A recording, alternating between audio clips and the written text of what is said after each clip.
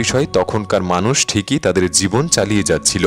কৃষকরা জমিতে বীজ বুনত সঠিক সময়ে, ভবিষ্যৎ পরিকল্পনাও করত, এমনকি যুদ্ধের দিনও নির্ধারণ করত। অথচ তখনও কিন্তু 1 জানুয়ারি 0001 সাল শুরু হয়নি। তাদের হাতে ছিল না কোনো ডিজিটাল ঘড়ি, তবুও তারা জানত কোন সময় গুরুত্বপূর্ণ বা কোন সময় বিপজ্জনক। তাহলে তারা কি আকাশের তারা বা সূর্যের সঙ্গে কথা বলতো, নাকি তাদের কাছে এমন এক রহস্যময় জ্ঞান ছিল যা সম্পর্কে হয়তো আমরা খুব বেশি জানি না?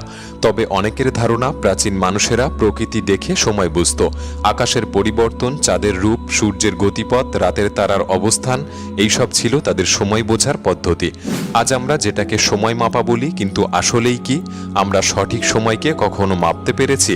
ভেবে নেওয়া যাক, সময় শুরু হয়েছিল 1 জানুয়ারি 0001 সালে, কিন্তু সত্যিটা হলো এটা শুধু সেই মুহূর্ত যখন মানুষ সময়কে বাঁধার চেষ্টা করেছিল।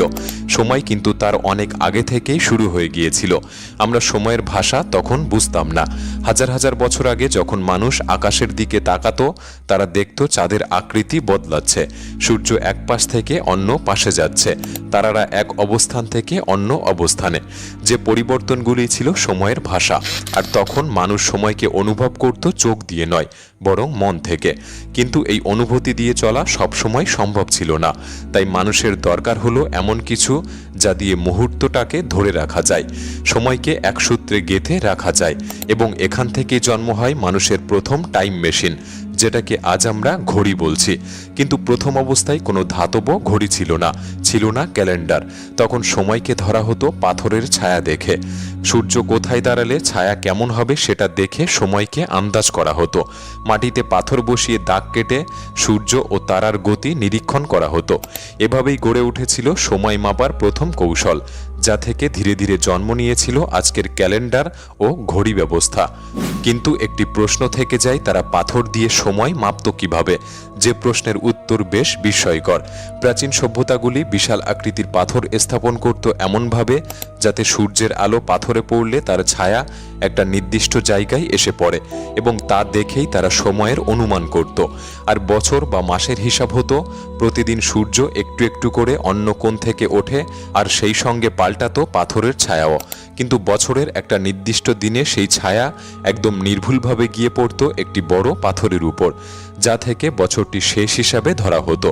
বিষয়টি জটিল মনে হলেও তাদের কাছে ছিল সহজ ব্যাপার। যেমন ইংল্যান্ডের বিখ্যাত স্টোনহেঞ্জ এমনই এক প্রাচীন ক্যালেন্ডার যা দিয়ে মানুষ সময়কে বুঝত। স্টোনহেঞ্জটিকে দেখে মনে হতে পারে এগুলি এলোমেলোভাবে বসানো কিছু পাথর, কিন্তু এটি ছিল তাদের নিখুঁত পরিকল্পনার ফল। প্রতি বছরের 21শে জুন সূর্য ঠিক ওই পাথরের মাঝখান দিয়ে উঠত, আর 21শে ডিসেম্বর সেখানেই অস্ত যেত। কোনো ঘড়ি নয়, কোনো ক্যালেন্ডার নয়, শুধু সূর্য আর পাথর দিয়েই সময়ের গতিকে এভাবে তারা বুঝত। 2022 সালের এক গবেষণায় দেখা গিয়েছে, স্টোনহেঞ্জের প্রতিটি পাথর বছরের এক একটা দিন বা সপ্তাহকে সূর্যের আলো দ্বারা চিহ্নিত করে, যা আজকের দিনের ক্যালেন্ডারের মতো। ওই পাথরগুলি ছিল তাদের সময়রক্ষক প্রহরী। তাই স্টোনহেঞ্জের ছবি দেখলে ভাববেন না এটা শুধু কিছু পাথরের গাঁথুনি। এটা ছিল এক বিস্ময়কর বৈজ্ঞানিক ক্যালেন্ডার, যা পাথর আর সূর্যের আলো খেলায় সময়কে বোঝা হতো। শুধু ইংল্যান্ড নয়, ভারতেও এমন বহু স্থানে সূর্য আর সময়ের গণনা বহু হাজার হাজার বছর আগে থেকেই শুরু হয়েছিল। এমনকি বাংলাদেশেও আমরা বহু মন্দির ও প্রাচীন স্থাপত্যের সময় গণনার ছাপ খুঁজে পাই। মন্দিরগুলি শুধু উপাসনার জায়গা ছিল না, সেগুলি ছিল সময় গণনার কেন্দ্র। যেমন ওড়িশার কোণার্কের সূর্য মন্দির। অনেকের ধারণা এটি কেবল উপাসনার জন্য বানানো হয়েছিল না, বরং এটি ছিল এক প্রাচীন টাইম মেশিন, যা সময় আর ঋতুর হিসাব রাখত। সমুদ্রের কাছেই এই মন্দিরটি এমনভাবে তৈরি যে বছরের দুটি নির্দিষ্ট দিনে সূর্যের আলো সোজা গিয়ে পড়ে মন্দিরের মূল গর্ভগৃহে। এছাড়াও সূর্য মন্দিরের রথে 12টি চাকা ও 7টি ঘোড়া রয়েছে। প্রতিটি চাকা বছরের 12টি মাসকে, আর চাকায় 8টি করে স্পোক বা দাগ, যা দিনের 8টি প্রহর নির্দেশ করে। এখন যেমন আমরা সময়কে ঘন্টা মাপি, প্রাচীনকালে সময় মাপা হতো প্রহর হিসাবে। চমৎকার বিষয় হলো এই চাকায় সূর্যের ছায়া পড়লে সময় জানা যেত, যে সময় পৃথিবীর অনেক স্থানে ঘড়ির অস্তিত্বই ছিল না। এই উপমহাদেশগুলির মানুষ তখন পাথর দেখে সময় পড়ত, যা শুধু এক শিল্প ছিল না, ছিল বিশুদ্ধ বিজ্ঞান। যখন প্রাচীন মানুষ প্রথম আকাশের দিকে তাকিয়েছিল, তখন তারা বুঝেছিল আকাশে এমন কিছু আছে যা প্রতিদিন বদলাচ্ছে। রাতের আকাশে চাঁদের রূপ প্রতিনিয়ত বদলায়, পাতলা রেখা থেকে ধীরে ধীরে পূর্ণ গোল হয়ে ওঠা, আবার মিলিয়ে যাওয়া অন্ধকারে। এই পরিবর্তন শুধু সৌন্দর্যই ছিল না, এটা ছিল সময় বোঝার প্রথম ইঙ্গিত। হাজার হাজার বছর আগে যখন ঘড়ি বা ক্যালেন্ডারের কোনো অস্তিত্বই ছিল না, তখন মানুষ সময় মাপার যন্ত্র হিসেবে প্রথম গ্রহণ করেছিল চাঁদকে। যেমন চাঁদের একটি পূর্ণ চক্র সম্পন্ন হতে সময় লাগে প্রায় 29 দিন। নতুন চাঁদ থেকে পূর্ণিমা এবং তারপর আবার অমাবস্যা। এই চক্র থেকেই জন্ম নিয়েছিল পৃথিবীর প্রথম ক্যালেন্ডার, যাকে বলা হয় চান্দ্র ক্যালেন্ডার। ভারতীয় পঞ্জিকায় তিথি, পক্ষ ইত্যাদি ধারণাগুলি ঠিক এই চাঁদের গতিবিধির উপর নির্ভর করেই তৈরি হয়েছিল। এই ক্যালেন্ডার শুধু সময় বোঝার উপায় ছিল না, এটাই হয়ে উঠেছিল সমাজ, ধর্ম, কৃষিকাজ আর উৎসবের ভিত্তি। কবে উপবাস বা রোজা কবে, কখন বিয়ে হবে, কোন দিন পূজা বা ঈদ, সবই ঠিক হতো চাঁদের হিসাব ধরে।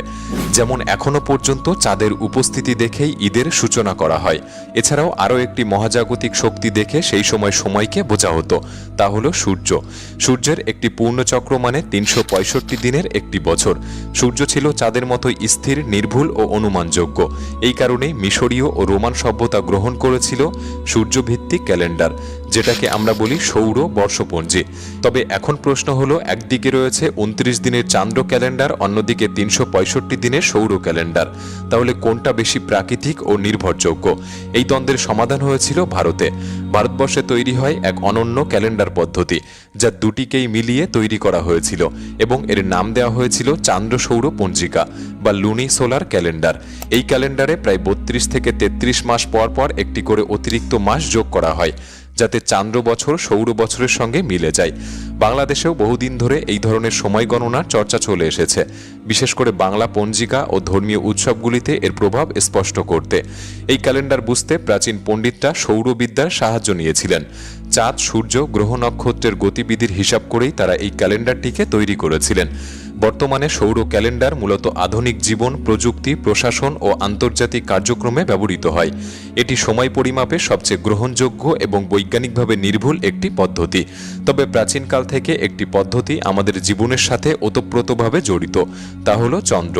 তাই আজও হোলি, দীপাবলি, ঈদ, শবে বরাত বা বুদ্ধ পূর্ণিমার মতো উৎসব ঠিক হয় চাঁদের তারিখ অনুযায়ী। তবে আজ আমরা যেভাবে প্রতি বছর 1 জানুয়ারিতে আতশবাজি, ফানুস উড়িয়ে নতুন বছর উদযাপন করি, একটা নতুন বছরে পা দেই, কিন্তু আমরা কি জানি এই তারিখটা এলো কোথা থেকে? খ্রিস্টপূর্ব 46 সালে অর্থাৎ 1 জানুয়ারি 0001-এর 46 বছর আগে রোমান সম্রাট জুলিয়াস সিজার বুঝতে পারলেন রোমান ক্যালেন্ডার এলোমেলো হয়ে পড়েছে। কৃষিকাজের সময় মিলছে না, ধর্মীয় অনুষ্ঠানগুলি ভুল সময় হচ্ছে। এই জট খুলতেই তিনি চালু করেন জুলিয়ান ক্যালেন্ডার, যেখানে প্রতি বছর 365 দিন আর প্রতি 4 বছরে একবার লিপ ইয়ার রাখা হয়।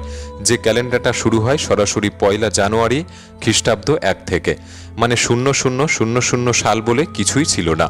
যেটা যীশু খ্রিস্টের জন্মবর্ষ বলে ধরা হলেও ইতিহাস বলছে যিশুর জন্ম আসলে তারও 4 থেকে 6 বছর আগে হয়েছিল। এভাবে বহু শতাব্দী চলার পর দেখা গেল এই ক্যালেন্ডারে পৃথিবীর গতি অনুযায়ী সময়ের সঙ্গে 10 দিনের গড়মিল হচ্ছে। জুলিয়ান ক্যালেন্ডার পৃথিবীর প্রকৃত গতির তুলনায় প্রতি বছর প্রায় 11 মিনিট করে বেশি সময় গণনা করছিল। এই ছোট্ট ভুলটা 1500 বছর ধরে জমে গিয়ে 10 দিনের গড়মিল তৈরি করেছিল। ফলে খ্রিস্টীয় ক্যালেন্ডারে বসন্ত বা ধর্মীয় উৎসবগুলি আসছিল ভুল সময়ে। তখন পোপ গ্রেগরি অষ্টম 1582 সালে একটি ভুল ঠিক করে দেন। পুরনো ক্যালেন্ডার থেকে সরাসরি 10 দিন বাদ দেওয়া হয়। 4 অক্টোবরের পরের দিনই ঘোষণা করা হয় 15ই অক্টোবর। অর্থাৎ 1582 সালের ক্যালেন্ডার যদি আপনি দেখেন, ওইখানে 10 দিন আপনি দেখতে পাবেন না। 4 অক্টোবর ছিল বৃহস্পতিবার আর পরের দিন 15ই অক্টোবর ছিল শুক্রবার। এই গ্রেগরিয়ান ক্যালেন্ডারই আজকের আধুনিক পৃথিবী অনুসরণ করে। তাহলে এবার প্রশ্ন ওঠে, 1 বছরে 12 মাস, 1 মাসে প্রায় 30 দিন, এই হিসাবগুলি কিভাবে এলো? সবটাই কি কাকতালীয়, নাকি সবটাই নির্ভর করে সূর্য, চাঁদ ও পৃথিবীর গতি পরিক্রমার উপর? পৃথিবী নিজ অক্ষে একবার ঘোরে 24 ঘন্টায়, এটাই একদিন। চাঁদ পৃথিবীকে একবার পাক খায় 29 দিনে, এটাই 1 মাস।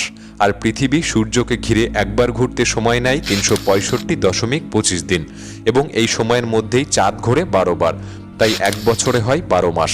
এবং পৃথিবীর গতি 0.25 দিনের হিসাব সামাল দিতে প্রতি 4 বছর অন্তর একদিন বাড়িয়ে লিপ ইয়ার গণনা করা হয়। তখন ফেব্রুয়ারি হয় 29 দিনে। আজকের দিনে প্রযুক্তি এই হিসাব সহজ করে দিয়েছে, কিন্তু প্রাচীন যুগে মুনি ঋষিরা খালি চোখে খালি মাথায় এইসব হিসাব করে গেছেন। সময়কে তারা শুধু সংখ্যা নয়, জীবন্ত অনুভব হিসাবে দেখতেন। আজ আমরা হয়তো শুধু ক্যালেন্ডার আর ঘড়ির মধ্যেই আটকে গেছি, ভুলে গেছি সময়ের আসল ভাষা এখনো লুকিয়ে আছে সূর্য, চাঁদ আর হৃদস্পন্দনের মাঝখানে। 1 জানুয়ারি 0001 এটি কোনো নতুন সময়ের শুরু ছিল না, শুধু একটি মাত্র দিন ছিল। সময় একটা নদীর মতো চুপচাপ বয়ে চলে নিজের গতিতে। আমরা কেবল তীরে দাঁড়িয়ে তার ধার দেখি, ঘড়ির কাঁটায় সেই নদীকে বাঁধতে চাই, কিন্তু নদী কি কখনো কারো বাধায় থেমেছে? হয়তো সময় কখনো শুরুই হয়নি, আর শেষও হবে না। শুরু আর শেষ এটা আমাদের তৈরি করা মাপকাঠি। প্রকৃতির চোখে সময় এক চক্র, এক প্রবাহ, কিন্তু আমরা মানুষ কখন যেন সেই সময়কে পাতায় ছাপানো সংখ্যায় বানিয়ে ফেলেছি। ভিডিওটি কেমন লাগলো কমেন্ট করে জানাতে পারেন, একটি লাইক করতে পারেন, চ্যানেলটি সাবস্ক্রাইব করে রাখতে পারেন। তাহলে দেখা হচ্ছে পরবর্তী নতুন একটি এপিসোডে। ধন্যবাদ।